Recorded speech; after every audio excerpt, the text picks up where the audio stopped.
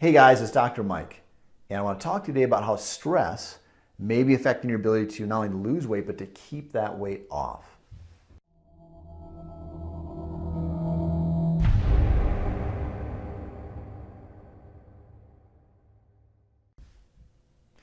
Today, we have a lot of stress in our society. I think more so than maybe at any time in history, whether that's financial stress or if it's marital stress. Maybe you're in a second marriage or you're divorced. That can create a lot of stress.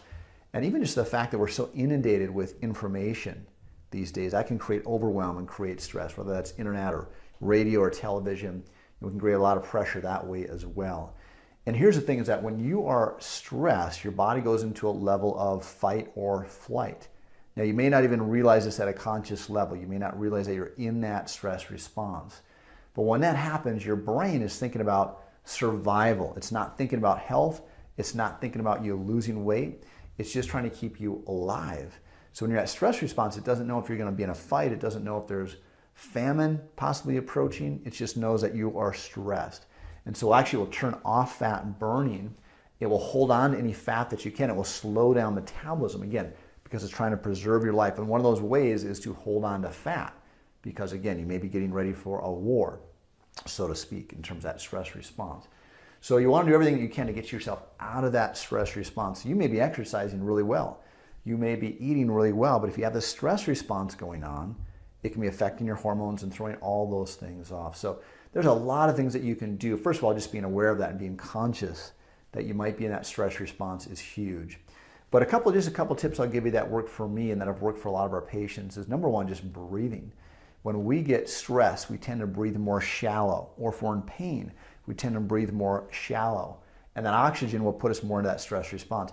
Good oxygen, or I should say lack of oxygen. We're getting good oxygen in, it will pull us out of that stress response, or at least potentially can. It's going to help.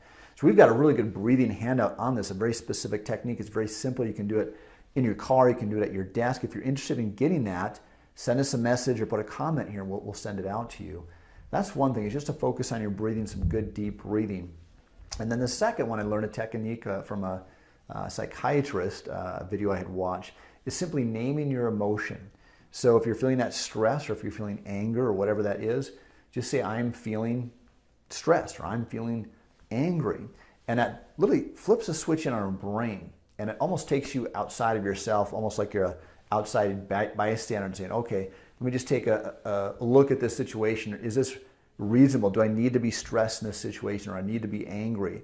And to kind of take yourself out of that mode, so to speak. As simple as that sounds, it works really, really well. Now, you don't want to say, I am stressed, because that's an affirmation. You can say, I'm feeling stressed or I'm feeling angry, whatever that emotion is.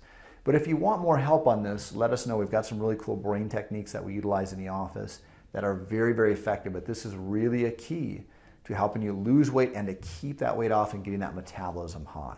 So try those techniques out. If you have questions or want that breathing technique, either, like I said, comment or message us here on this page.